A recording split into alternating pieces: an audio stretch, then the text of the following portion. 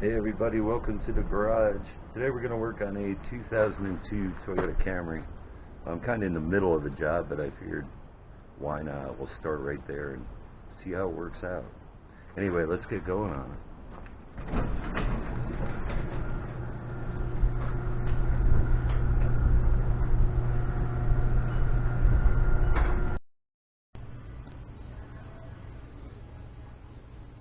Alright guys, as you can see I'm about halfway through this job.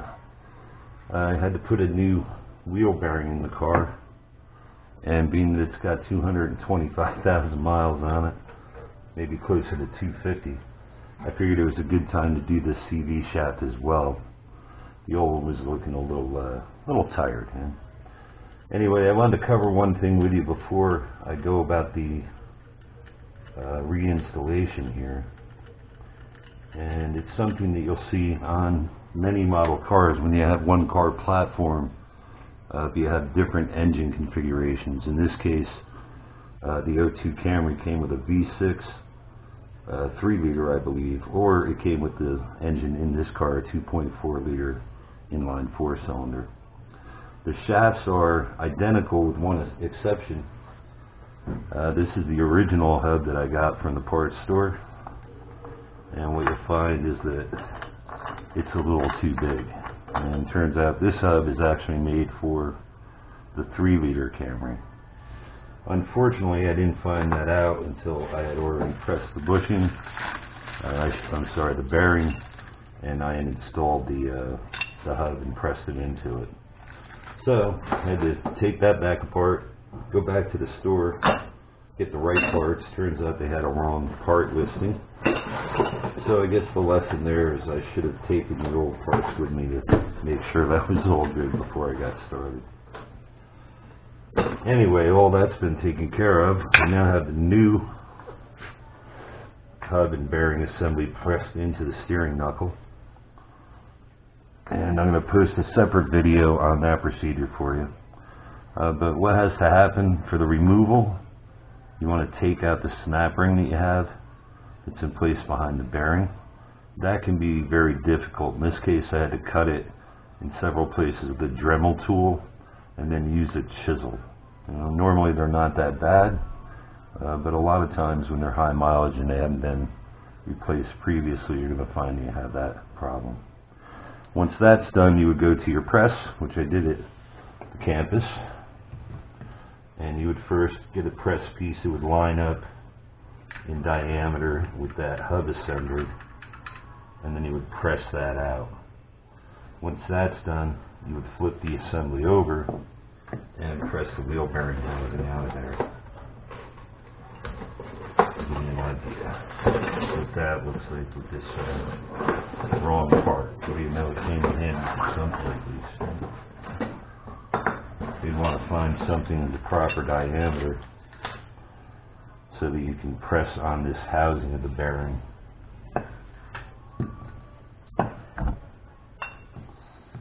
But it's got to have a little bit of wiggle room so that, of course, it doesn't get stuck into the bore of the steering knuckle.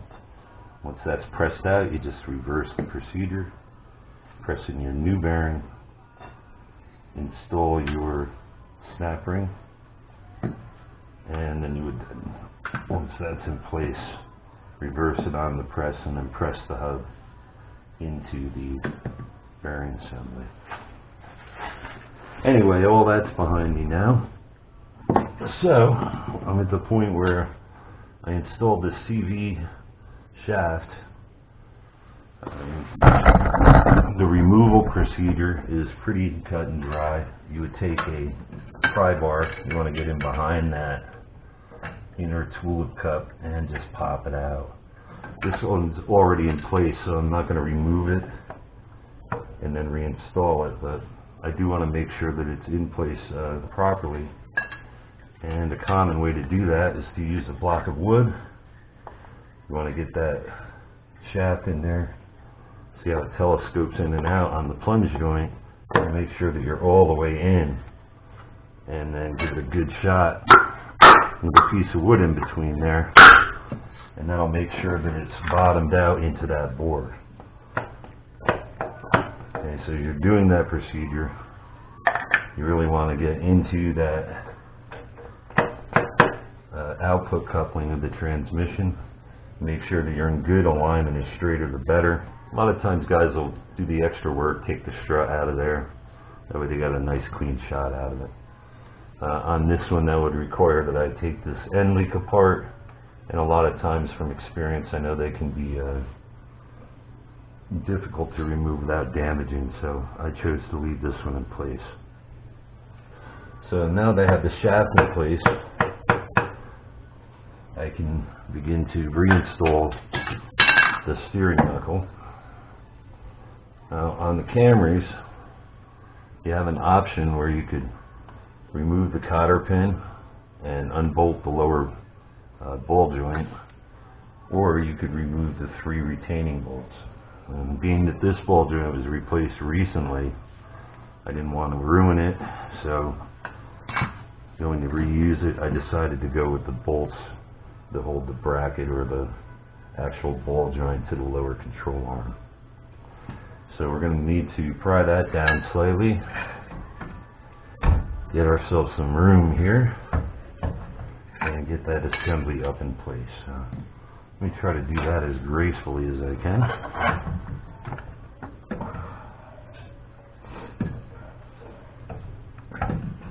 And you can see this one, the knuckle fits as it should.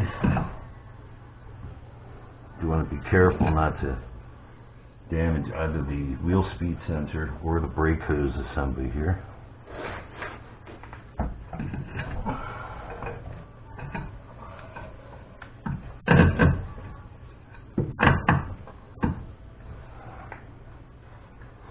So kind of holding everything together as we go.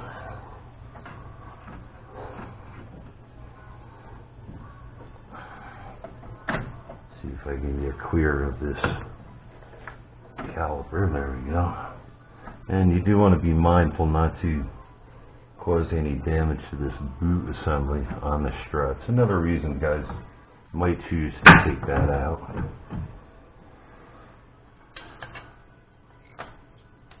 Now let's see, I got the bolts laid out.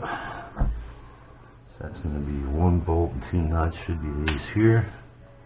And if I recall, it's the shorter of these bolts here.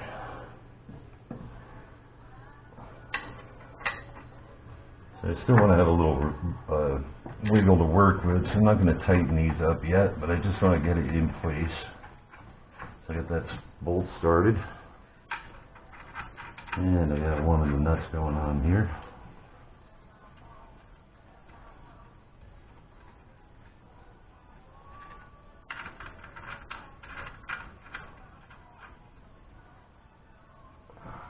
Could use a little Loctite on there if you wish.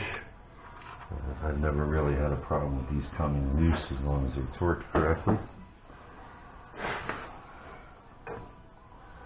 And now for the part that can be a little tricky, I gotta get this back into the lower strut here. That's gonna take a little bit of work here to get that lined up properly. And get the bolts ready so they're ready to go in once we get it aligned. These are gonna be the large bolts for that lower strut. Oh yeah, today's episode brought to you by Purell. Plenty of people needing that today, right?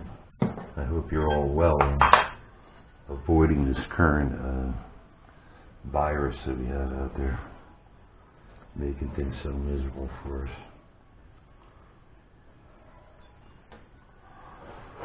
Alright, so let's see if I can get into position here. I want to get that lined up as best I can.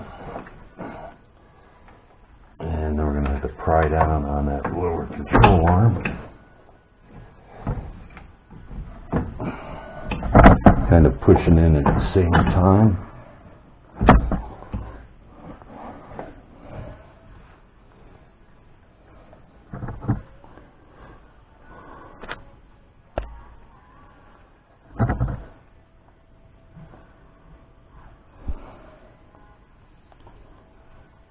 take a little pause right there. I'll get that part done and I'll get back on.